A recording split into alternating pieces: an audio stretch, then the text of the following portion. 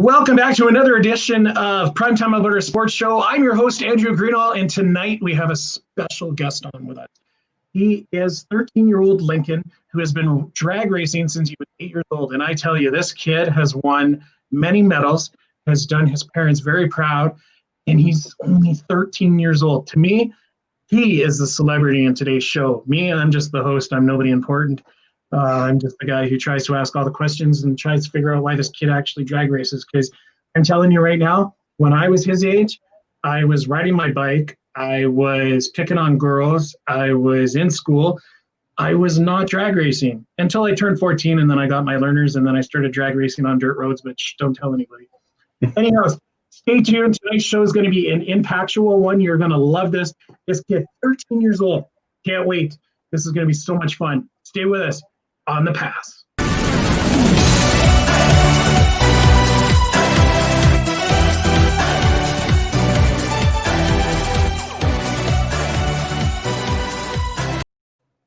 Lincoln, James, welcome to the show. How are you guys tonight? We're awesome. Thanks for having us. That's great. Thanks so much for joining us. I do know that you guys are on vacation of some kind tonight. You guys are in BC? Yeah, we're on a ski trip. We're in Sun Peaks. Oh, nice. How's the snow? Actually, for this year, pretty good. Yeah, for this early in the season, it's pretty decent.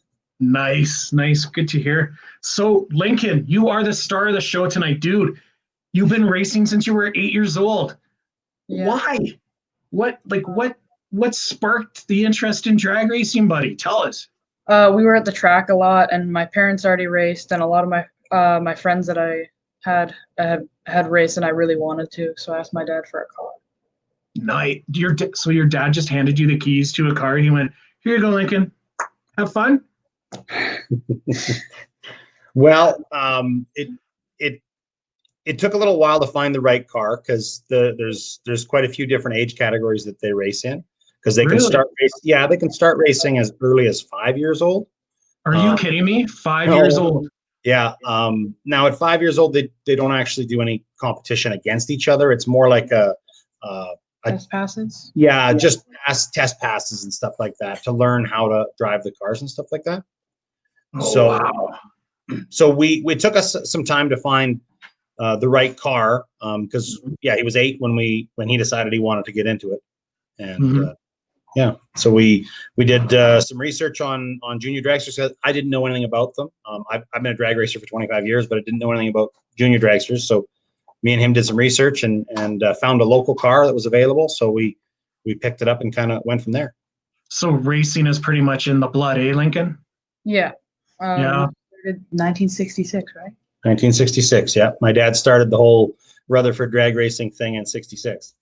Yeah, I'm just reading some notes here. It says that grandfathers and uncles were racing as well, and Lincoln was at the track. So, Lincoln, how was that watching your grandparents and your uncles racing?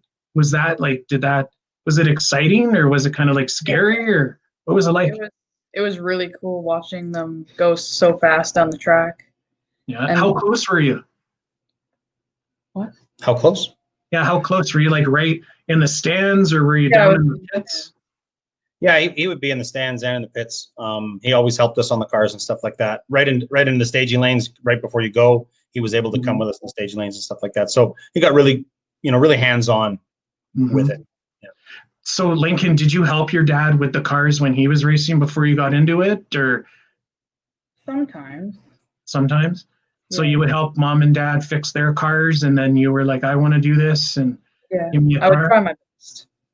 That's cool, Lincoln. That's awesome, buddy. So, James, he started this at 8 years old. You guys found a car for him. How does it start? Like, how? If I'm interested as a parent right now, and I got a young son or daughter, what are the steps? What are the steps to get a kid into this?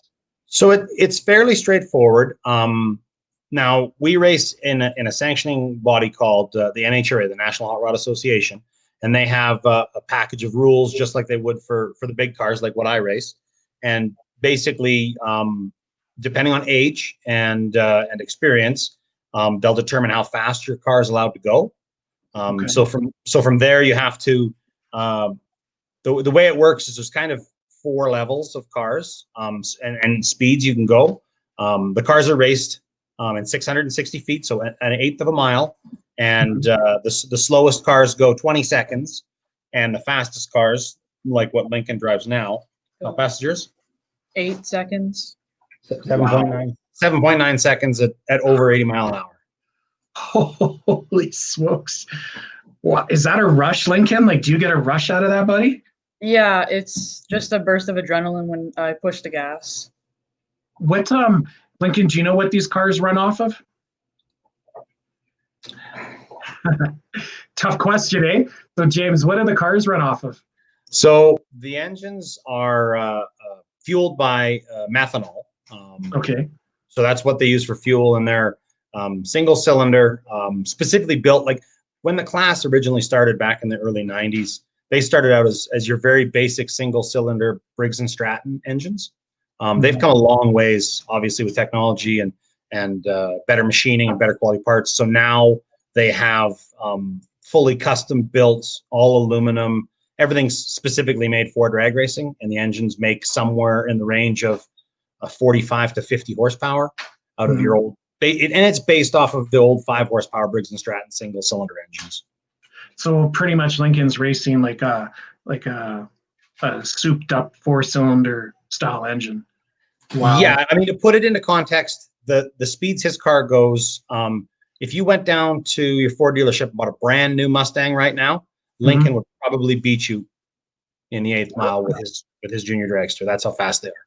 Sweet. So I sense a bet coming along here, Lincoln. Should we get out the old Mustang and take it for a spin, buddy? Should we see how you do? So Lincoln started 8 years old. Mom, dad helped him get going. Watched his grandfather and his uncles race. Lincoln, how many races have you done? So in the 5 or 6 years of drag racing, typically in a drag race, what you'll do, you'll go on it's usually a 2-day event, so Saturday and Sunday, and you'll have 2 like practice runs. They call them time trials. You'll get 2 of those runs, and then they go into eliminations.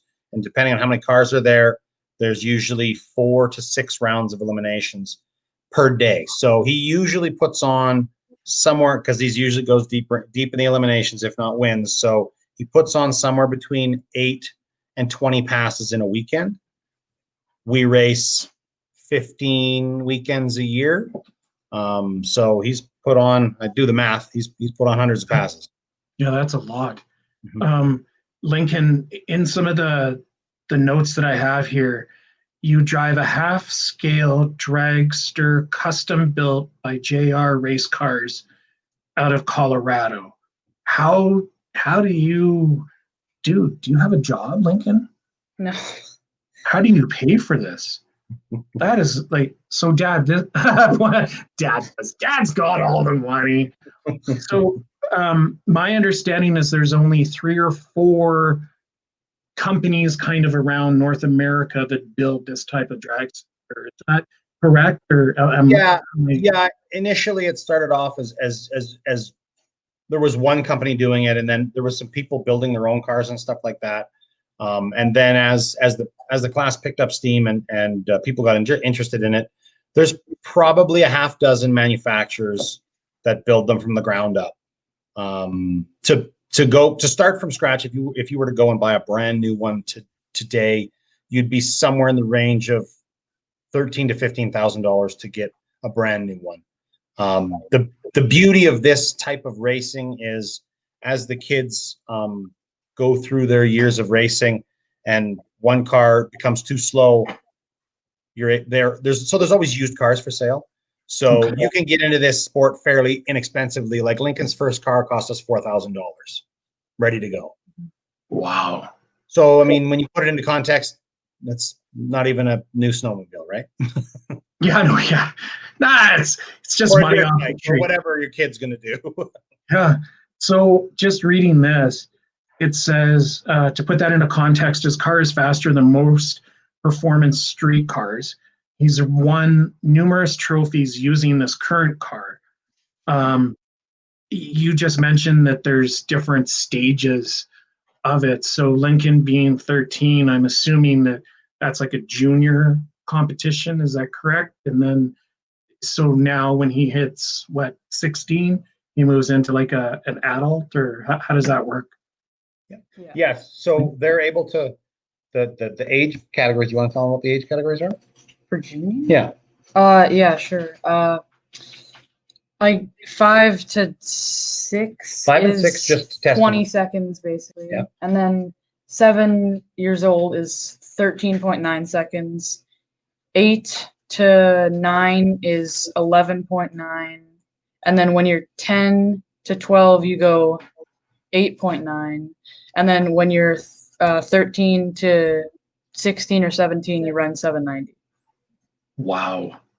So then what happens after that, Lincoln? Do you move into like an adult category or to an older teenage category? Do you know? It's like into the adult category. If he decides to progress with it, basically he'll race at 13 years old. He'll race kids up to 17 years old, and then after they're older than 17, they have to get out of those cars.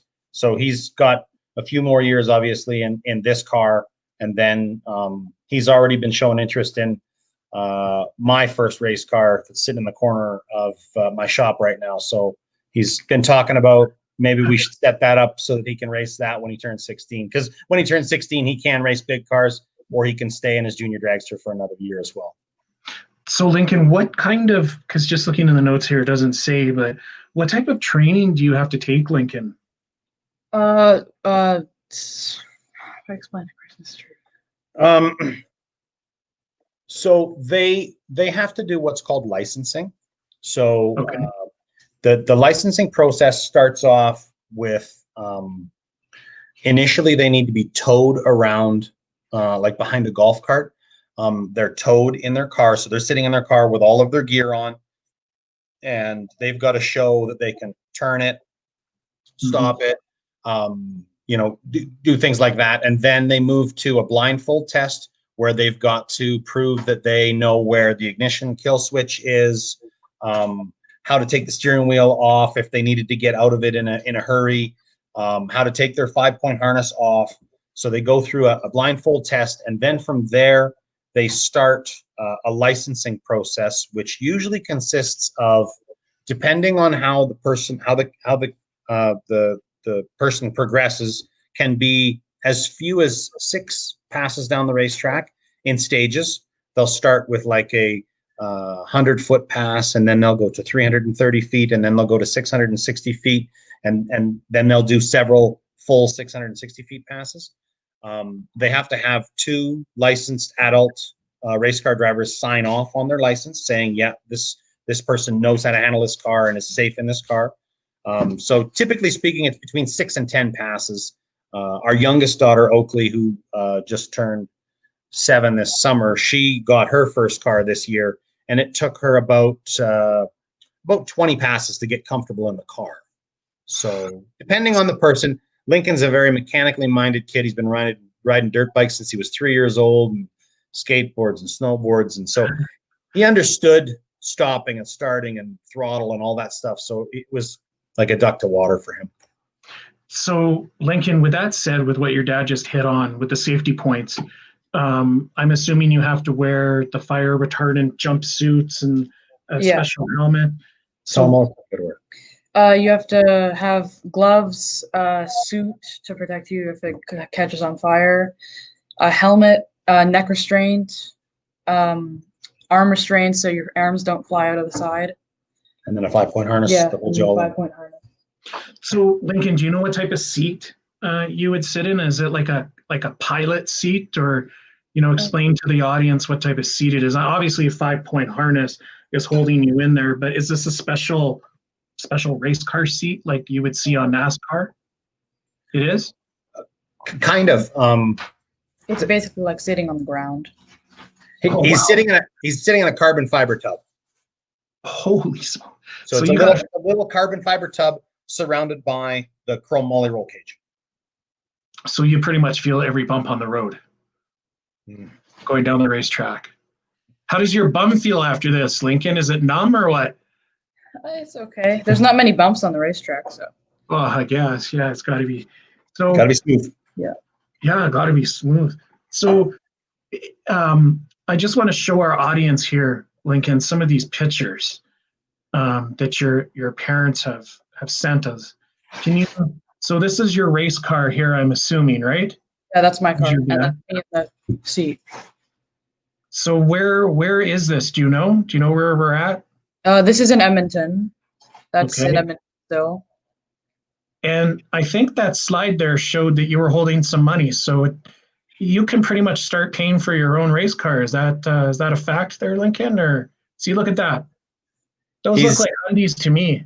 It depends on the races, but they can win in excess of $1,000 at a race. He's already got a savings account with his winnings in it, so that he can help pay for his. That was kind of the deal. He has to help pay for his car, so he has to pay for his fire suits and stuff. So when he wins, the money goes into an account, and then we kind of, when he grows out of equipment, needs a new helmet, needs new stuff, and then he uses his winnings to buy it. So this here, there's a slide coming up. Hang on, that one. You guys get trophies for winning? How many trophies do you have, buddy? Over 20. I know that. Now, how many does your dad have, Lincoln? Do you have more than your dad? I don't know. Say probably more than me because he's been racing a long. Do you have more than your mom? No. We've got a trophy room downstairs, and everybody's, because the whole family, all five of us in our immediate family race. So we've got a little bit of a trophy room, and everybody's trophies are down there. I don't think we've ever actually counted. That slide though, Lincoln, tell me about that slide that he showed you where you were holding that trophy. What was that trophy called? That's a Wally, and it's I guess basically the best trophy you can win in drag racing. And with that, I won $425. That one there, yeah. So they call that a Wally, and that's kind of the pinnacle of drag racing. To win that trophy, they only have those events a few times a year. We actually drive even down into the United States when COVID's not happening. We drive down in the United States quite a bit and race down there, chasing that NHRA Wally trophies, and all the categories have them. The category his mother races in, I race, he races. So the Wally races are the big ones, and that was his first Wally that he won this year. And you just hit on that. I was going to ask that. Where would someone, if they're interested, go to race? Like, how many racetracks someone who's Lincoln's age can go and race? Like, where would you find that information? There's. Do you want to tell them about the local tracks you race at? Yeah, sure. We used to race at Beaver Lodge sometimes, which is like 15 minutes away from our house. And then there's Fort St. John in BC, that's like 2.5 hours away. There's Prince George, 6 hours away. There's the Edmonton one, and 5 hours away, and then Rimbey, that's like 5.5 hours away. Yeah. Medicine Hat is 10 hours. Yeah. So large. Yeah, there's a lot of travel involved with it. I mean, it depends on, like, if the Edmonton racetrack has a wonderful junior dragster program. They've got an amazing car count with a bunch of really, really great parents that are really dedicated to that particular race facility. So, I mean, in Alberta and Central Alberta, that's probably the go-to place for a junior dragster racer to even go and check it out. You can go down to the pits, you can talk to the people that race them, talk to the parents that, they knew nothing when they started too, right? It's something that's it's just it's a really neat family-oriented group of people. And I mean, how often do you see your 17-year-old daughter hanging around with their father all weekend? That doesn't happen in a lot of sports. So it's a pretty special family-oriented sport. And I mean, if you wanted to get into something like that, or if somebody was interested in getting into something like that, touching base with Castro Raceway, just Googling junior dragster racing in Canada, Alberta, BC, you'll be able to find where to go and who to talk to in order to get involved. But even just coming out to the Edmonton racetrack to watch for a day is an interesting road trip to go check it out and see what it's all about. I bet. Lincoln, do you have to do anything special to be in shape for this? Like, do you have to lift weights? Do you have to, like, what do you do to keep in shape for this? Eat healthy sometimes. Not quite the answer I was looking for there. Like, do you have to go for a run? Do you have to, like, goalies in hockey throw balls against the wall to catch them for hand-eye? What do you guys have to do to keep in top-notch shape for this? Like, you're going, what, 80 kilometers, 90 kilometers an hour? Miles an hour. Miles an hour. Okay. Miles an hour.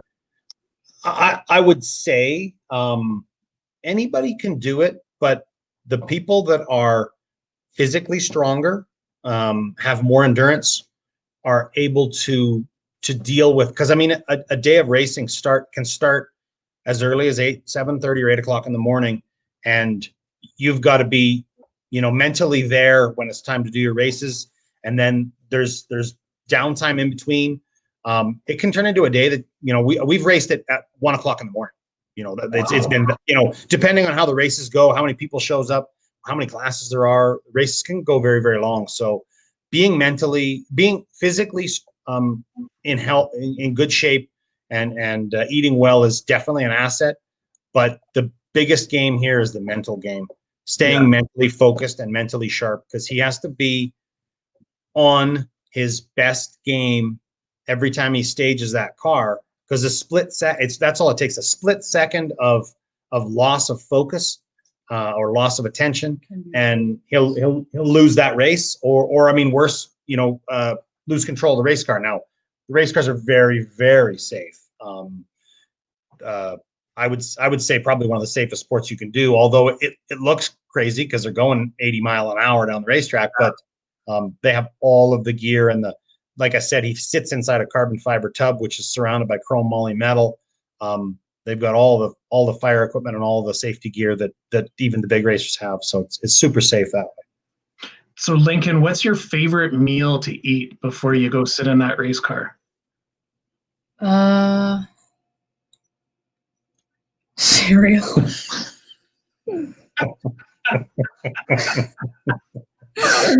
Oh, pump this up like you're an athlete. Like I eat grilled chicken. Cereal. Dad, I just pound back the old shreddies there before we hit the track. I'm a pretty cheap kid. It's all good. That's the best answer I've heard actually so far. I just eat cereal, man. That's all. That's how I keep so lean. Lincoln, I understand you obviously were on the hill today. How did that go? Did you race anybody in your family? Like bet them, $20, I'll make it down to the chairlift before you, or what? No, it was just getting back on our feet because we haven't done it since like March. Yeah. So no racing yet. Just keeping the. He starts he's a competitive snowboarder, and he starts his snowboard club this coming week. So we thought it'd be a good weekend to get out and get limbered up and get back into the swing of things, because he'll be snowboarding until March. We'll have to interview you guys about the snowboarding soon too. Yeah, he made unfortunately COVID messed it up, but he made the Alberta Winter Games last year. So congratulations, buddy. Good job. He's a pretty passionate kid. Where's the furthest you guys have gone for a competition? Memphis, Tennessee. Memphis, Tennessee. And how is that? Sorry, go ahead, Lincoln. It's like 40 hours away. 40 hours away. How did you like that? Was that the best trip that you've had? Actually, hang on a sec. So you went to Memphis. Did you win? I didn't race there. That's for the World Finals, and only my mom and dad have qualified for that yet. Okay. Where's the best place you've gone, Lincoln, to race? Like my favorite place? Yeah. Probably Rimby, because their track is really good. Rimby? Did you win? Yes. Multiple times. Did you win? They don't have money, but I got 2 giant trophies. Trophy's almost as big as he is. So got some trophies out of it. Now, where's the most memorable place that you've been to race? Probably Edmonton, because I won my Wally there. Nice. And let's see. Where? Oh, I got a question for you because I know this happens all the time. Have you ever blown a tire? No. Has your dad ever blown a tire? No. Has your mom? No. Has your mom or dad ever let you drive the camper? No. So, James, does any of this speed up Lincoln's ability to get a driver's license at all? Like now he's 13.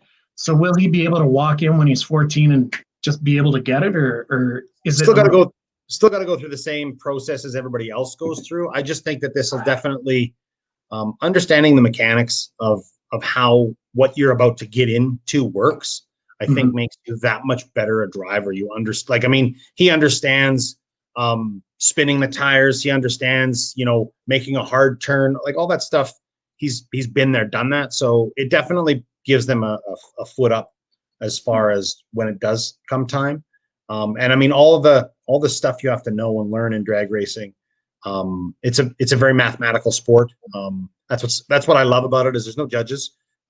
Basically, you win or you lose, and you're the reason you win or you lose. Like there's no, oh, I kinda. No, it's you do or you don't. So and Lincoln loves his math too. So when he gets in the car, he's exceptionally focused.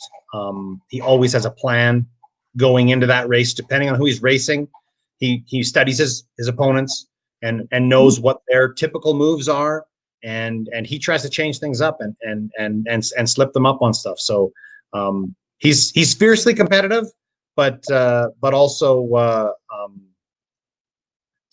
a really great sportsman. That's another thing that this sport does that I think is a huge lesson. It's hard to learn these days, and that's how to lose, because you are going to lose more races than you win, and there's no special ribbon for second place. It's you're the winner or you're the loser. So they learn how to lose, and I think that's a really great lesson to teach them. Just talking about math, I'm assuming that if Lincoln doesn't do good in school, is there, you're not racing this weekend? That's never happened though. It's never happened because he's a heck of a student. But yep, that's we talked about that when he first got in the car. So what are your grades like, Lincoln? The best in the class. Oh, look at that. Nice, buddy. The best in the class. And was that Kenzie that just walked by? Probably. Yeah, it was. Yeah, geez, that slacker, eh? Crashing our party, man. So you've been raced since you're 8 years old. You only eat cereal before a race. You can probably beat a Mustang off the line. Probably beat me because I'm almost like a grandpa, like your dad. Like we're getting old.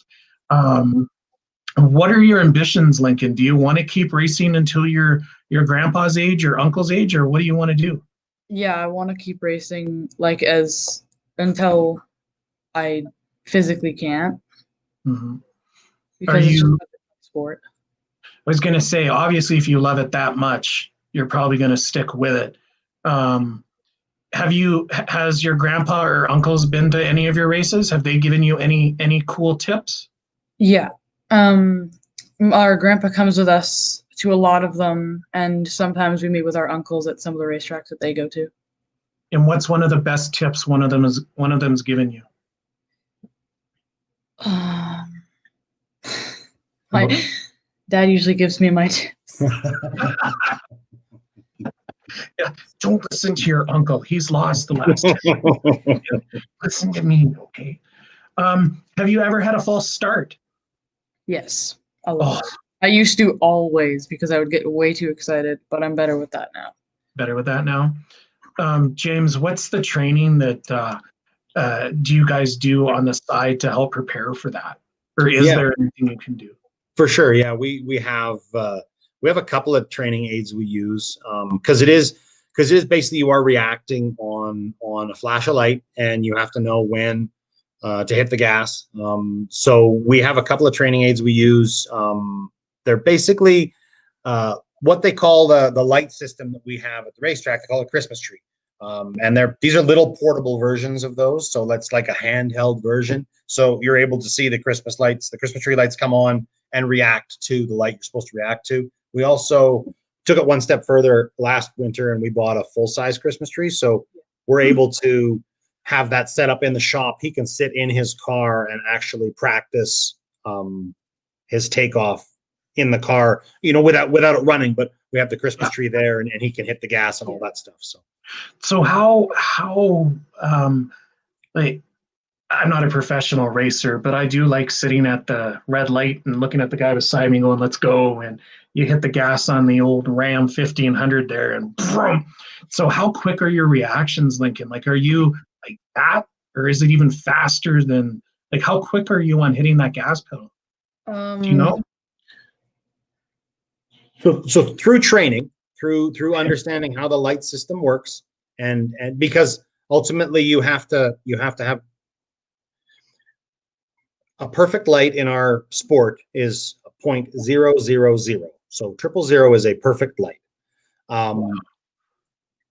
We are like, we've both gotten perfect lights before. It's very important. The light, the reaction is one of the most important things about drag racing. So basically 30 thousandths of a second is typically how quickly he reacts, inside 30 thousandths of a second. So like on a perfect light, 0.000, he'll be 0.030 or quicker. Holy smokes, Lincoln. Wow. That is, that's impressive, buddy. So what type of car are you going to buy when you're older? Are you going to get a Porsche or a Mustang? Mustang. Mustang? Why? 1965. Oh, he's already got it picked out. He's got it all picked out already. Yep. Um, that's, holy smokes, Lincoln. You are an incredible young man. That's I don't I don't think I race anybody. Like, most of the time cars beat me off the line, but that's quick, buddy. Those reflexes are awesome. That's really cool, bud. So with COVID that's just happened, is racing going to be affected in any way for this upcoming season, or like, what are the, hey Oakley, hi Oakley. So with COVID, are we going to be able to get back to racing at any point, or is it going to be smaller groups, or do you guys know at all? Yeah, so COVID postponed our season start. We usually start, Amber and I will often start in March in the States. In Canada, we don't typically start until the beginning of May. And COVID obviously brought a lot of challenges on board. So most of the racetracks weren't ready for that. So once everybody realized what it was all about and how we needed to go about having, effective COVID policies and stuff like that, the track started to open and the races started to happen. So our season was cut short. Certainly, we started in July and raced until mid-September this last year. We typically would race quite a bit longer and earlier, and we'll typically cross the border a half dozen times a year at least, to race with the juniors or to race with me and Amber. Most of the races we go to, we all race at, so there'll be 4 cars racing typically at a racetrack from our camp. So, but yeah, COVID has affected our ability to travel. But now that it's fairly easy to social distance at a racetrack, because I mean, we're talking, the pits are massive and the racetrack is a quarter mile long, and social distancing is fairly simple. So that's essentially all it boiled down to, was some social distancing, some mask wearing, and having a proper COVID policy and plan in place. And the racetracks were able to do their normal thing. So we'll race this summer again for sure. We would love to make it to the States again, because that's where we do a lot of our racing. Our division that we race in NHRA, there's 7 different divisions. Our division is called Division 6, and it encompasses Saskatchewan, Alberta, BC, and then into the Pacific Northwest states. So Washington, Oregon, Idaho. We race in all those states. typically there'll be 6 or 8 races in between all those different racetracks and stuff like that. So we weren't able to follow that. Obviously, we weren't able to do that this year. So there was no divisional championship for us to be able to race for. But that's ultimately what we race for, is a division championship in NHRA. So without getting into anything personal, has this been a loss, not being able to race at all this season, or being able to limit your racing? Have you guys lost finances, or has it just been the same per se, or has it saved you guys money by not racing? It's certainly, I mean, this is an expensive sport. There's a lot of travel involved with it. Race fuel is not cheap. There's all entry fees. There's all kinds of things that go along with it. And he's absolutely right. I mean, to freshen the engine in his car this winter, do you remember what it was cost? Do you remember how much it cost? I don't remember. It was $1,500 to freshen the motor. To buy a brand new motor for his car would be like $4,000. So if you break a motor, you could be out, looking to spend some money to do that. So we definitely saved some money drag racing this year because we didn't do as much of it. But we got to do a lot of different stuff with the family. Yeah. We made sure, because drag racing is a family sport. We did a lot of other things. We did a lot of camping. We did a lot of fishing, golfing together. We did a lot of different things that we wouldn't normally because we'd be off racing. So it was still a good summer. You just mentioned something about the engines. What is the typical lifespan of an engine, especially for the young guys like Lincoln? So typically you'll get 250 runs out of an engine before it needs to be rebuilt. Okay. They do have parts failures just like the big race cars do, where you break a crankshaft, or you break a connecting rod, or you drop a valve or something like that, and it can be detrimental to the entire engine. But typically you can rebuild them every 250 runs. We've had Lincoln's motor rebuilt once, and the people we bought it off of have had it rebuilt several times too. So they're pretty reliable as long as you do your maintenance. He does his own oil change. Like, tell him what you do in between rounds for maintenance. In between rounds, I check the tire pressure. I do my fuel. I log my data from the last run, and then after the races are done, I change my oil every time. Do you, Lincoln, do you have to do stuff like with a big, because big cars, we have to check our alignment, we have to check our timing belt, stuff like that. Do you have to do that as well, buddy? More or less, when you first put the motor together, you would have to do that. The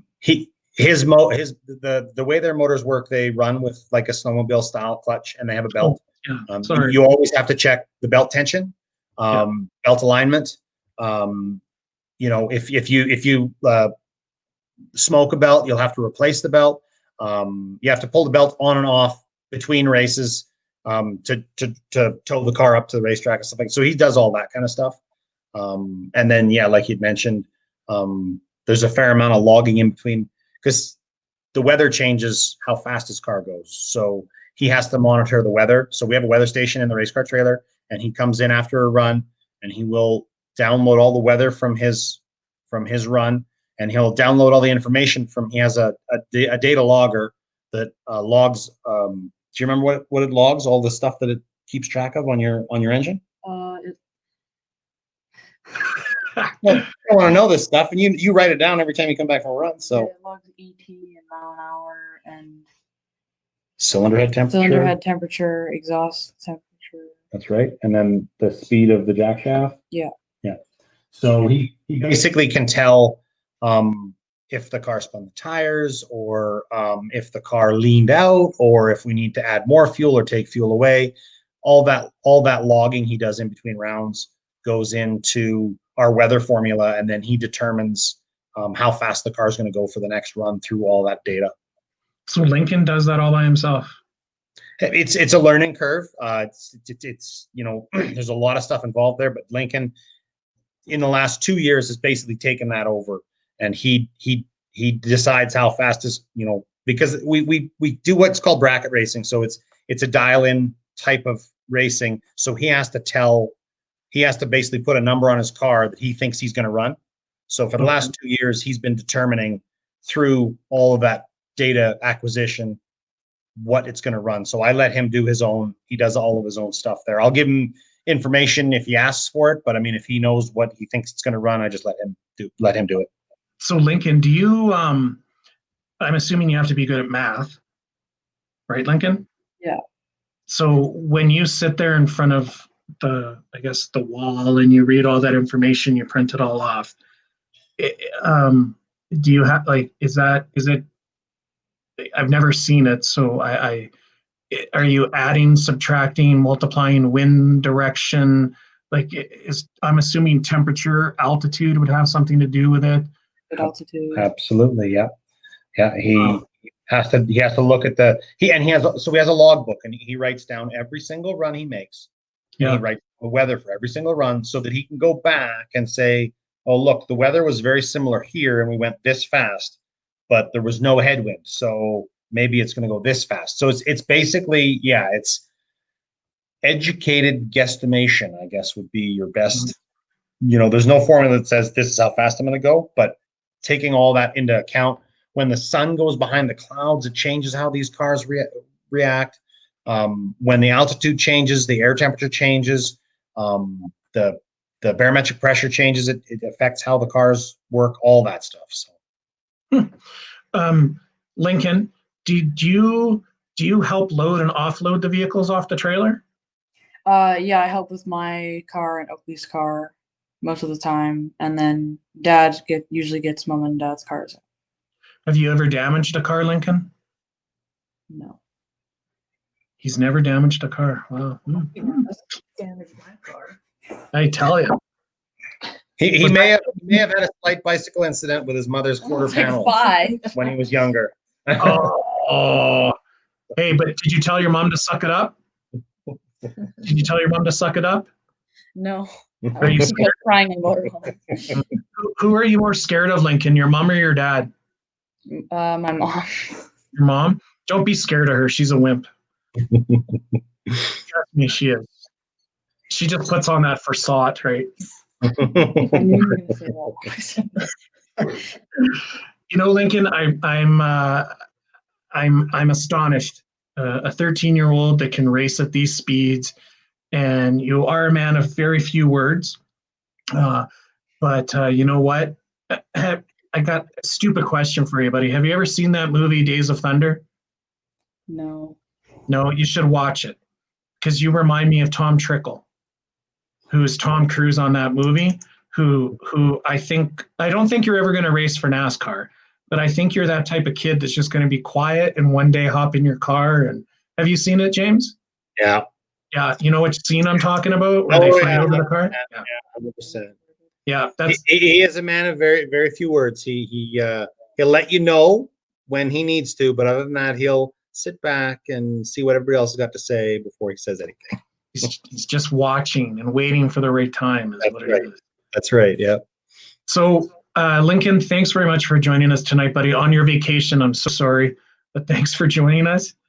I really appreciate it. I hope all of our viewers you've either sparked an interest with them or maybe they've looked at this. But I tell you, it's to me, it's that's cool, man. Like to be able to sit there and know so much about it. Lincoln, good job, buddy, and like congratulations on all this stuff too. Oh, is that Amber? Yep. It might be. If any of the fans are interested, they could certainly follow our Facebook. We're sure. Rutherford Family Racing. You can follow us there, and we do at Rutherford Family Racing. RUTHERFORD Family Racing. But yeah, we try and post up all of our whenever we're going racing, where we're going racing, how we did on the races and stuff like that. So we'll always keep our fans abreast of what's going on. You know what? Definitely do that. I'm definitely pretty sure that some of our viewers will be totally interested in this. I think this is an amateur sports TV. I think this is our first interview with a young man who is kamikaze, who just races everything. And we'll definitely, Lincoln, we'll have to get you on at some point and talk to you about snowboarding after a bit here, because I hear that the season is going to open up for you guys. So hopefully that does you guys well, and you can bring home some medals for that too. Rutherford, thanks very much for joining us, guys. Really appreciate it. Amber, thanks for setting this up. Lincoln, thanks for being here. James, thanks for explaining a lot. Really appreciate it. Guys, we will be back next week with another show. We not sure what we're doing yet, but we'll definitely touch base with everyone. Enjoy the show. Take care, everyone. Have a great night, and thanks for watching Primetime Alberta Sports. I'm your host, Andrew Greenall.